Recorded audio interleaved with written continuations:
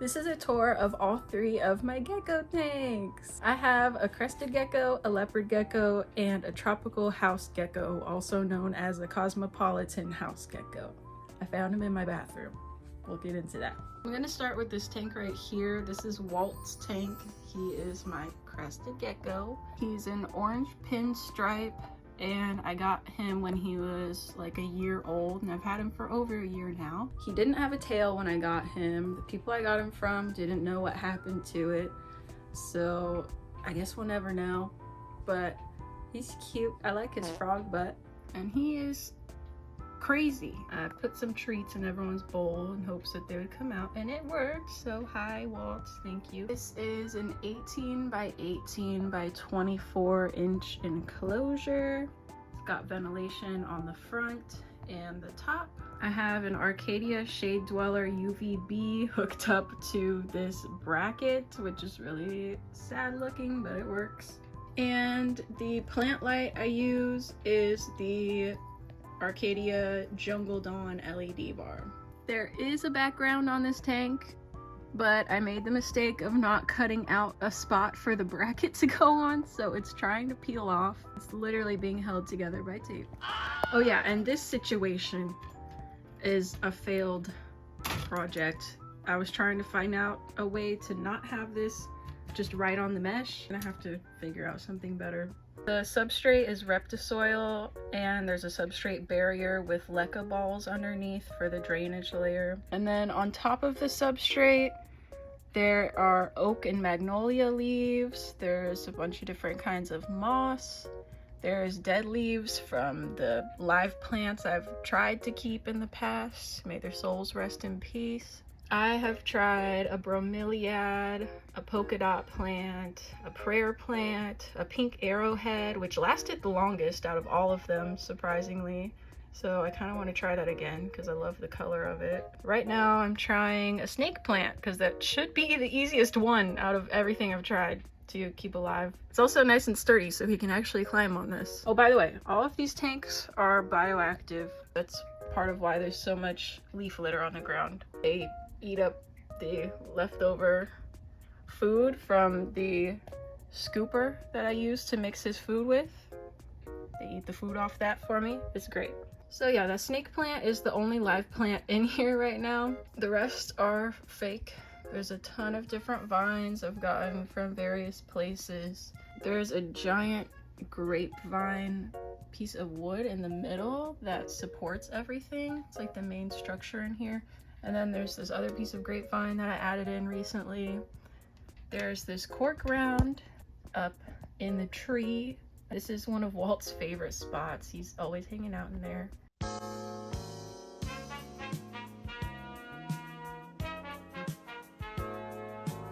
Got some moss vines. We've got 3 different types of those bendable vine decorations. All the way in the back there, you can see he's got a coconut hide on the ground.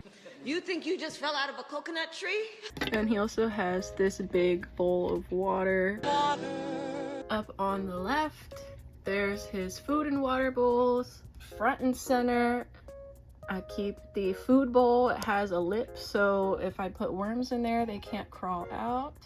On the side here, this just shut off, but this is the thermometer and hygrometer. This is a water bowl holder, but it fell off the wall, and I put it back, and it fell off, and I put it back, and it fell off. So I'm just keeping it on the ground. It's cute. It's like fungus. I like it. That's pretty much everything about his tank. Underneath is where I keep all of the feeder bugs, the food for the feeders.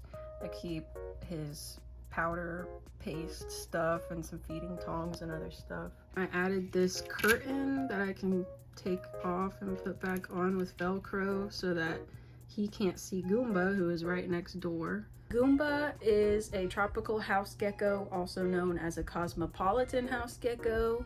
They are not native to Florida, so that's why I didn't want to put him back outside when I found him in my bathroom. I decided to keep him. I put him in a critter keeper with some moss and wood and some food and some water and and I decided to just go out and get anything I could secondhand to make a tank for him, and I got really lucky with everything I found. So I guess we'll move on to Goomba's tank now. This tank is 12 by 12 by 18 inches.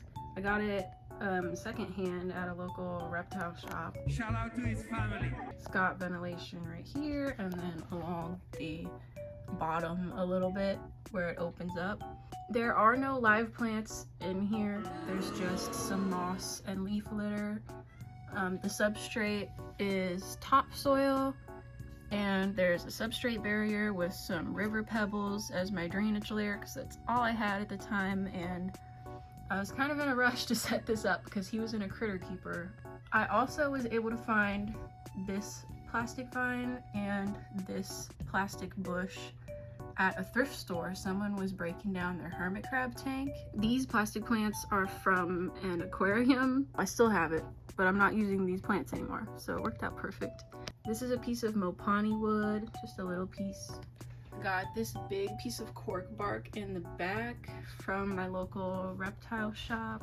He loves to hang out behind that, and he also loves to hang out in this bamboo tube in the back. You can kind of see it there.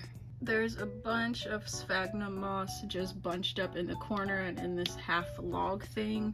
This half log thing came with the tank I got from the thrift store.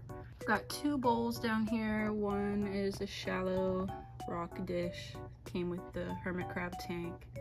This is another one of those food bowls with the lip around the edge. For lighting, I use a halogen bulb and another Arcadia Shade Dweller UVB. They're both on arm brackets. And this heat lamp is hooked up to a thermostat. You can see down there it's reading 86 right now. There are oak and magnolia leaves along with some different types of moss on top of the substrate in here as well. This is Kiki's tank. She's my leopard gecko. She is, I think, 5 or 6 years old. She's a wild type. I got her from my boyfriend's sister. I have a sticker of her right here, also on my Etsy shop. My boyfriend and his little sister got their leopard geckos at the same time from the same place and the same enclosure. So they think they're siblings and they look exactly the same, so I think they are siblings. Her name is Kylie and this is Kiki.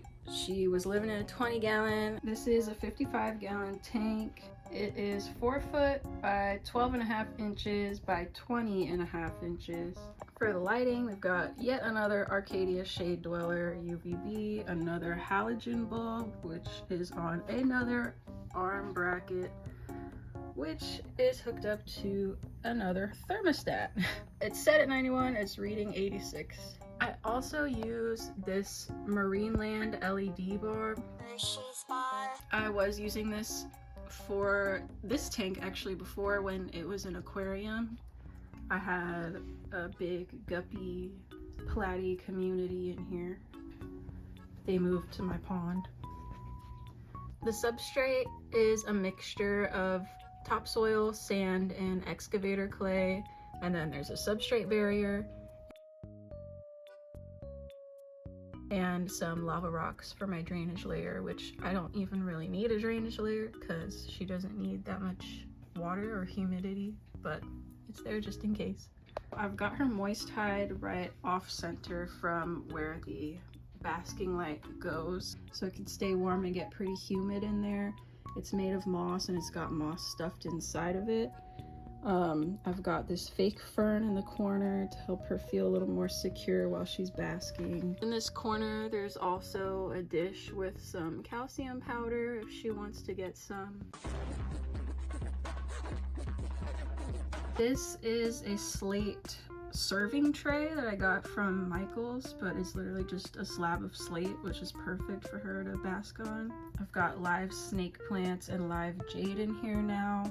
I have tried mondo grass, which is what this is. I still have it in here even though it's dead. It still works to give her some coverage. I've tried all types of succulents, elephant bush, echeveria, and I have killed them all, as you can see. She's got this thermometer slash hygrometer. She's got another thermometer here and the one that's on the thermostat. And I also have a laser thermometer that I just keep in this pink fishy. This fan is for when her humidity gets too high. It helps to dry it out pretty quickly. Under her basking spot, there is a giant cork round that I've buried halfway under the ground to give her like a little cave. That's where she spends most of her time. And I've put a little water dish right outside of it for when she's too lazy to go all the way over here for her water. In the middle, I've got two more cork rounds. This one's angled up towards these two sticks. This one's just sideways. And then this is another piece of cork that's angled up onto those two. This fake vine I got from PetSmart. I cut up and kind of spread about the tank. Once again, we've got oak and magnolia leaves. There's some like random mulch and moss and a bunch of dead leaves from the plants of the past. This is her big water bowl right in the middle of the tank. Splish splash, I was taking a bath. There's a piece of cholla wood in the back there with some air plants stuck in it. That is arching over this log hide, which is hollow. She can go all the way through it like a tube. This, I think, used to be an aquarium, a fake aquarium plant. And there's also this, I think it's supposed to look like wood. I don't know, I don't care. It's just nice and big for her to hide in. And that half log is over top of this fake rock cave, which is where she likes to do her pooping. This is a piece of sandblasted grapevine that I used to have in my hamster's tank. It gives her a lot of clutter, which is nice. I got these fake vines up here on Amazon, I think, and then I used some twist ties to just attach them to the mesh up there. And I quite like how it looks. I hope it makes her feel more secure. Maybe it doesn't matter at all to her, but it matters to me. I think that's everything. I hope you enjoyed this video. If you have any questions, let me know in the comments. And also, give me a little gecko emoji in the comments if you can, if you made it this far. I'd like to know. I will see you in the next one. Peace and love. Another day, another victory for the OG. You hang up. Something different about you. Love it when you hit and it's not too big. You and I are not so different.